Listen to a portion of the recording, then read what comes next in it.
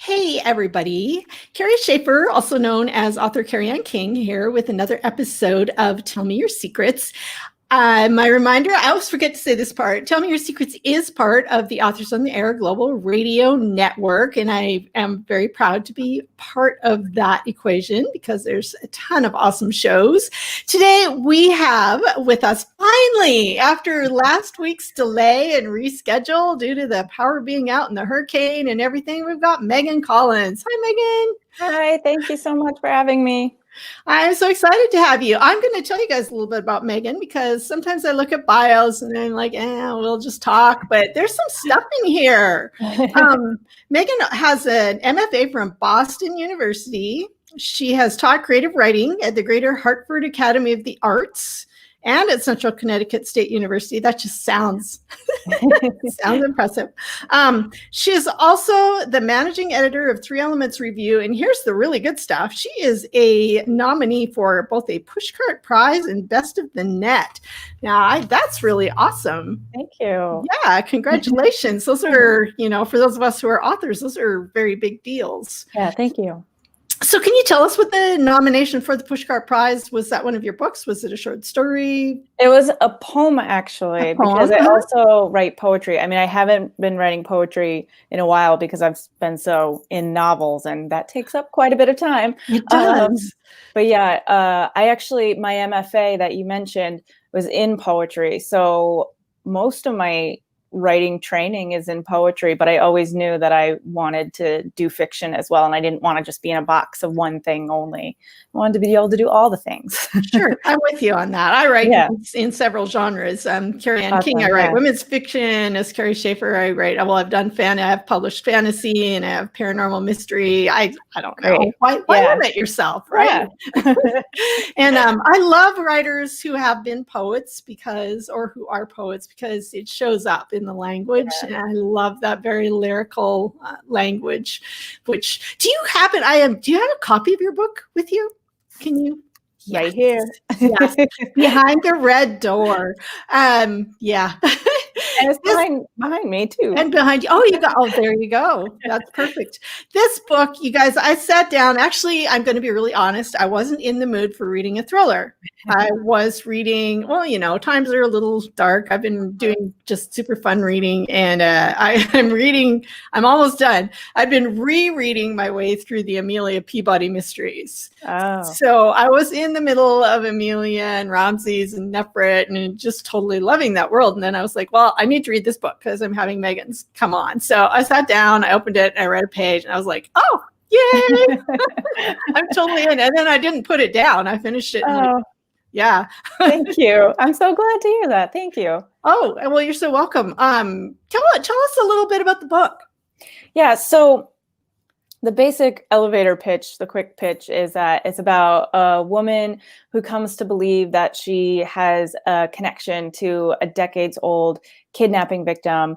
And now that victim of the original kidnapping has gone missing again as an adult, she starts trying to figure out things from her past that may have been buried, to figure out what is this connection so that she can try to hopefully save that woman now and make sure that nothing bad happens to her.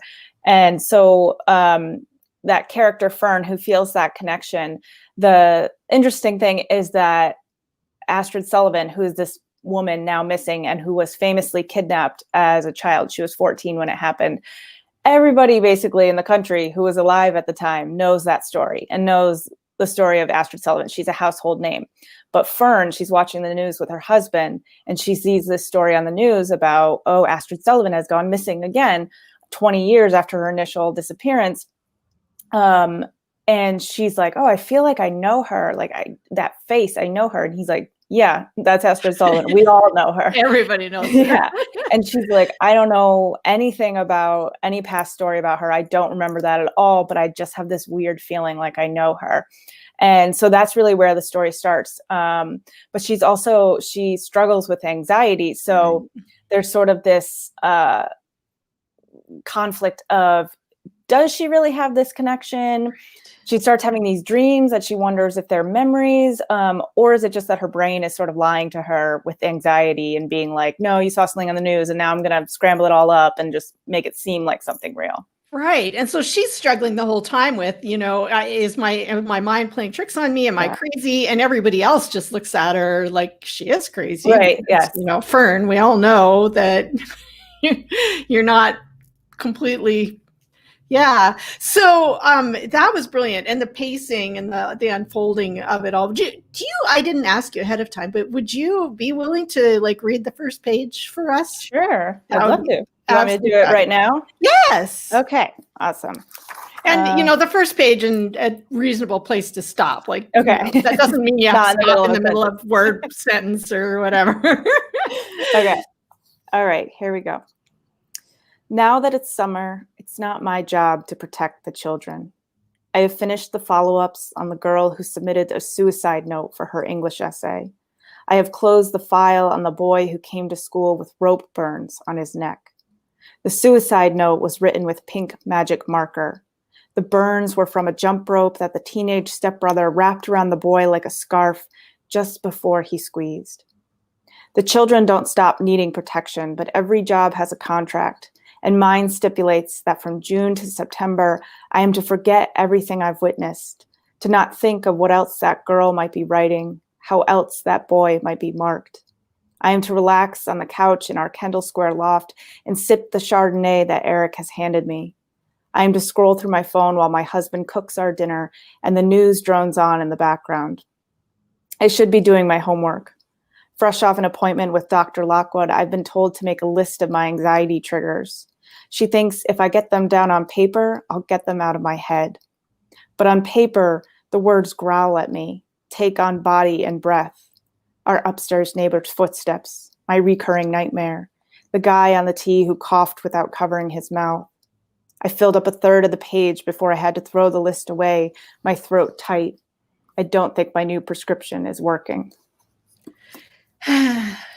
And it works for all of the reasons, especially when you get into the book. We know straight off the top that Fern feels compelled to protect children. Mm-hmm. So that's the very, very first thing we know about her. And then that she has this anxiety, and then she gets put in this position of maybe needing to protect somebody who, had been a threatened child, and has to face her own fears in order to do that.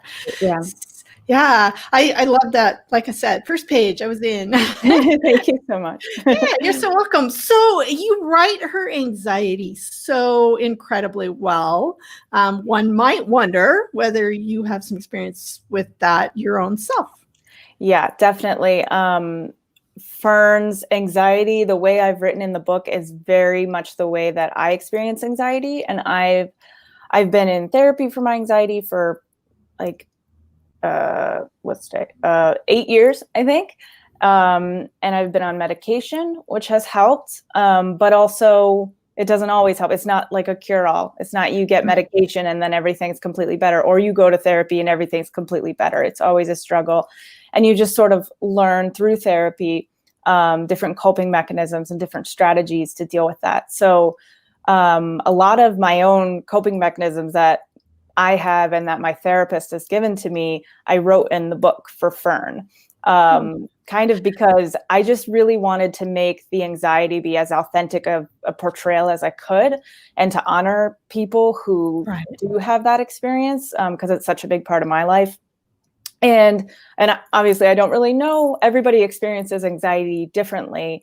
So I could only really write from my own experience with that. And it's actually the first time I've written a character that had something that was so close to a truth of my own. I mean, of course, there's always yourself buried in these little bits of characters and all of that and the emotional truth. But with Fern and her anxiety, I just really, I kind of put a lot of myself in that. And it works for her character because of this question of if she's having these memories or if it's her brain playing tricks with her. And I wanted to kind of play with the idea of the different ways that our mind can lie to us. And so in one way, there's there is memory repression. Like that is a thing that can happen where our brains sort of rework a story because it was too traumatic, and it steps in and is like, nope, you can't remember that. Like, we're going to do something else over here.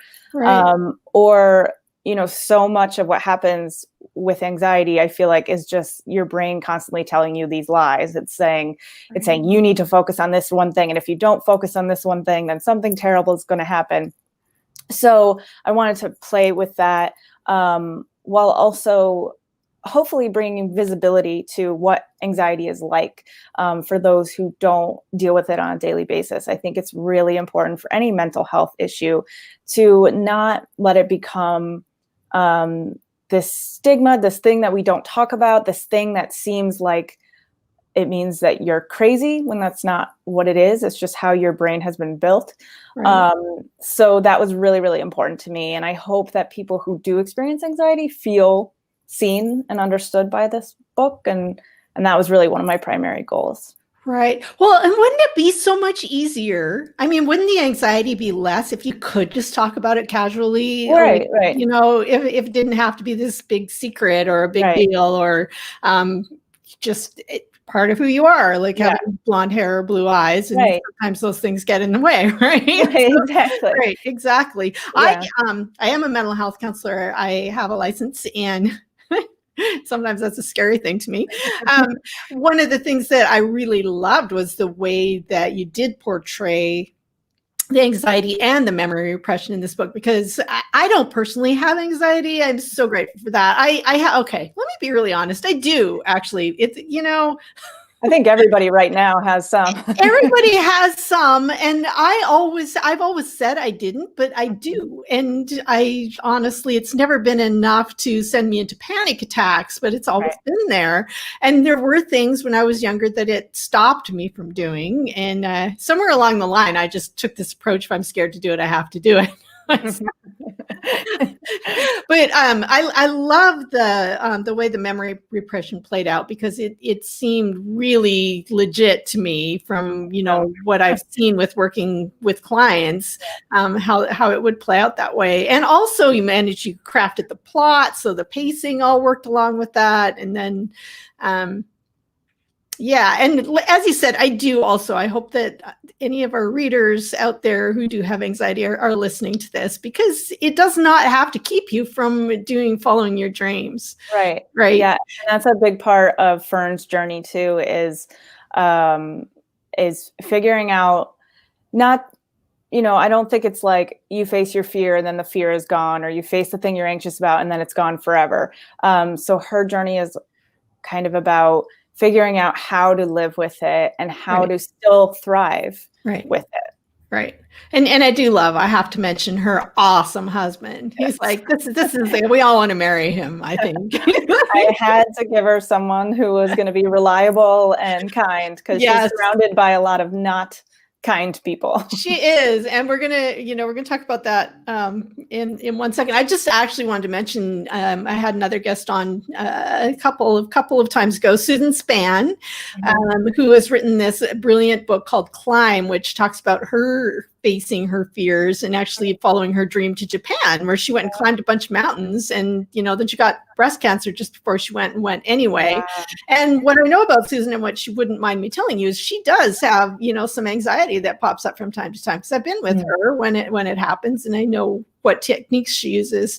And I just love that you guys are open and willing to talk about that. It's very, very inspiring, I think, for people who are trying to figure out how to deal with it. Yeah. Moving on in the book, though, we have to talk about Ferns Parents. Yeah. Fern has, she needs to go home at the beginning of the book, and her lovely husband is very opposed to it because, as we just think at the beginning, her parents have some issues. Yeah. And we don't want to go into that too deep because we don't give anything away, but how much can you say about Fern's parents? What would you say about her dad and her mom? Yeah. So, right at the beginning of the book, we know that she's planning to head home to her childhood home to help her father prepare for a move. And her whole life, her childhood, she was really very neglected by her parents. because they were both so consumed by their work.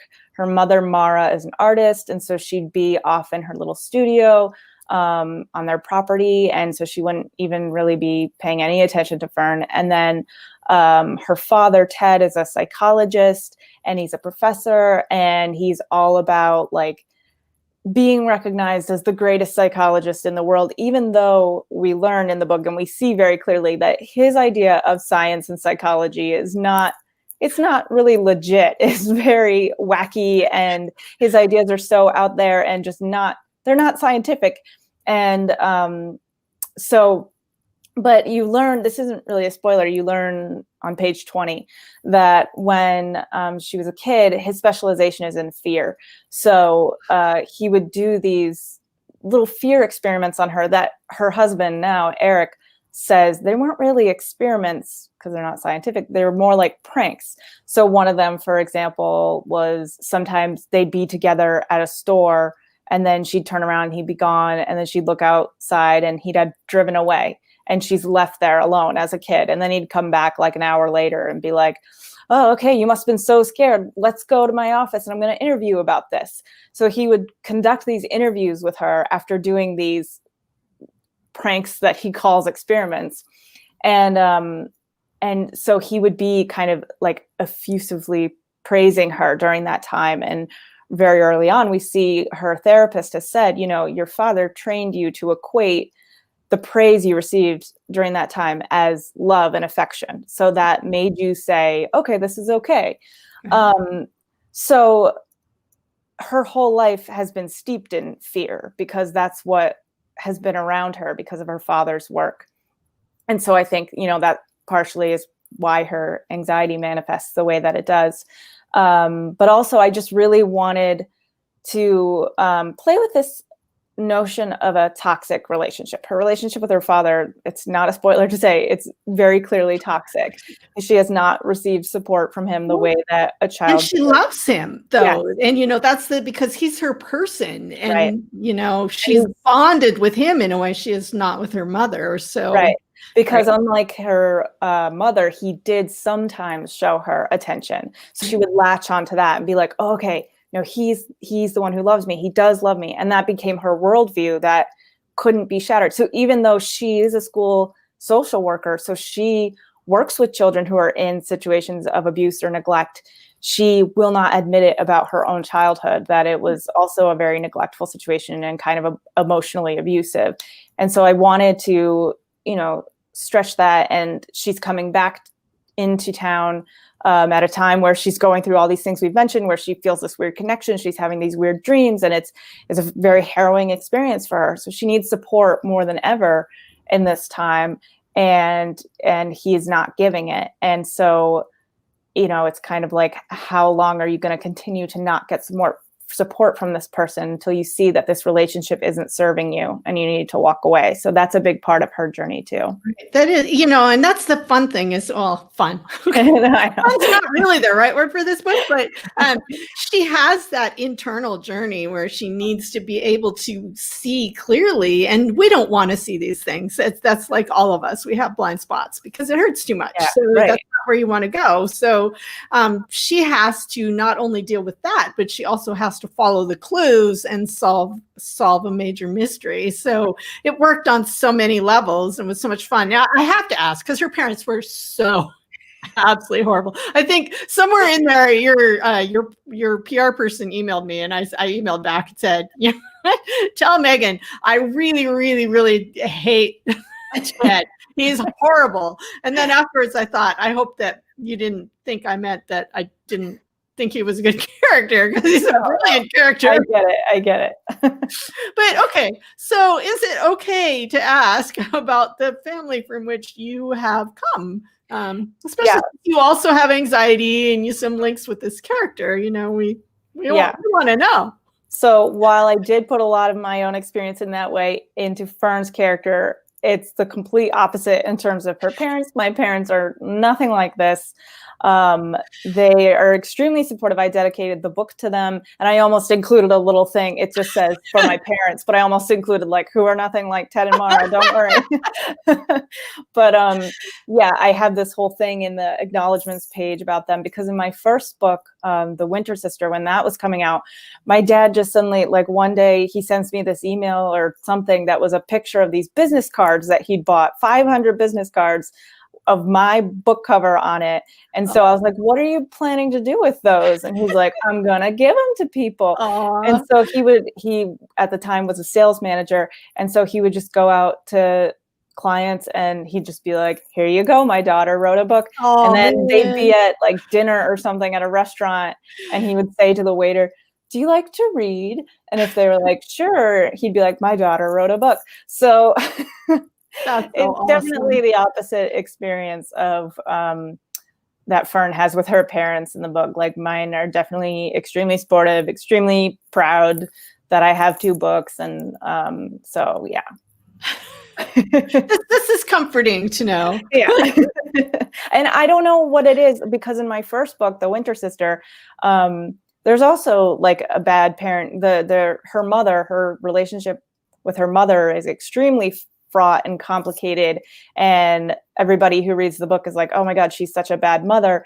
And yeah, she was built to be. And I have this, maybe because I come from such a supportive place, it's really interesting to me to go the other way and explore that dark side of what does it look like to be a bad parent. And I say this all the time, that I am interested in that idea, because I think there's so much pressure on parents, like more pressure than there needs to be, because I don't have kids, but I imagine parenting is so hard. And we, especially mothers in particular, we have such high expectations for them. Yeah. And so I just like to go the other way and explore what happens when these adult characters that I have come from a childhood with parents who were not good parents. Right. Who I used to, actually, I say this all the time, not just when I'm a counselor. I say it to friends who are having kids, and they're all worried. I'm afraid I'm going to, damage my child. And I said, stop worrying. You're going to screw them up somehow. It's going to happen. Yeah. We all do it. So, just do the best you can. Love them lots. We'll be okay.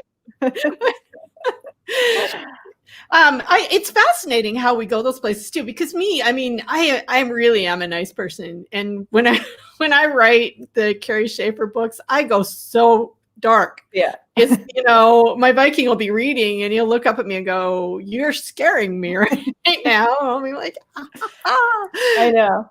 It allows us to play in the shadow, I think, maybe, Exactly. I've gotten a lot of comments, more than I ever expected, from people who are like, when they meet me or come to an event or something, they're like, you seem like a very cheerful, lighthearted person, very like easygoing, but your books are so dark. Where is that coming from? Right. And I'm like, I don't know if you're waiting for me to unearth some childhood trauma or something, but I don't, it's just that like, I like to explore that darkness. I mean, I think it's human to be interested in that and fascinated by it. And I think in that darkness, there's so much to explore about people and, all of those huge themes like grief and love and family and all of that. So, well, right. I mean, if we were writing books about smiling, happy people having fun, nobody would read them. Right.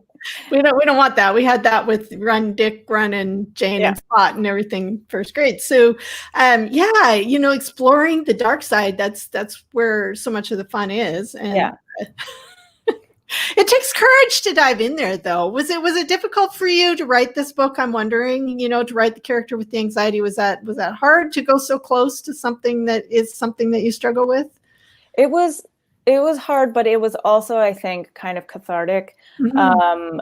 Something that I realized in kind of reflecting on what that experience was like in writing Fern's character is that, I, as someone who's dealt with anxiety so much, you have people, when you're having these anxious thoughts, you have people who are constantly saying, well, don't worry about that. Why are you thinking about that? Don't worry about that. So you start to think you're crazy, and you start to think that there's something wrong with you, like there's some sort of personality flaw. And so when I was creating Fern, because she was a character that had distance from me, even though I was giving her these similar traits. I had empathy for her because she's my protagonist. I'm creating her and all these things, and I'm putting her through hell in this book. And so it was really like the first time that I truly had empathy for myself as someone with anxiety. And it, you know, because I'm writing her and I'm thinking, no, she's not crazy. This is just how her brain works. And so I'm thinking, okay, yeah, I'm not crazy. This is just how my brain works. So it was really like a gift to me to be able to have that space to explore these things I've dealt with, and to give it to somebody else, and in that way sort of feel like I had slight control over it in a sense. So yeah, it was a really great experience. It was definitely hard because, you know, it made me anxious, but yeah. It was good. I ran into a little bit of that with my book that's coming out this fall with A Borrowed Life, because my character, when I first saw it, was going to be kind of funny and lighthearted. So it's a character who, you know, one of the things that happens is she, well, she's widowed midlife, and then she's out exploring life. And I have, actually, it's on the back cover, so I can talk about it. She gets pregnant. She's almost 50, which, you know, I was just going to kind of have fun with that. And then I ran into all this stuff in that I was widowed. I didn't know, how was this not going to happen? So, you know, my husband died when I was 40. And the other thing is she's also very religiously oppressed. And I came from a very repressive religion. And I was going through this book, and all of a sudden I had that moment where I realized I'm making myself too distant from this. I have to let myself dive in. And it's therapeutic, and it makes for good writing. That's the other thing. I think, you know, our best work comes from those places if we're brave enough to go there. Yeah, it just makes it more authentic, and that lets the reader connect more and all that. Absolutely. Yeah. Well, I absolutely love the book. I have to go back and read your first book now. So where can people find you, Megan? So just so we make sure we hook people up. You have a website? Yes. My website is megancollins.com. On Instagram, I'm at Megan Collins Writer. On Twitter, I'm Megan Collins, and I'm also on Facebook as well as Megan Collins Writer. Right. Okay. And Megan Collins, for those of you who are on the podcast and can't see the spelling, is Megan, Megan, Collins, Collins, and then just .com for her website. The book is, show us that awesome cover again. I love this cover. I love the title too. Behind the Red Door. And it's a great title. The book, just know when you pick it up, you're not going to want to put it down and do anything else until you're done. Like, seriously, this book will suck you in. Thank you so much. You're so welcome. Thank you for being here today. I really appreciate it. I'm glad that we had a chance to finally talk. Me too.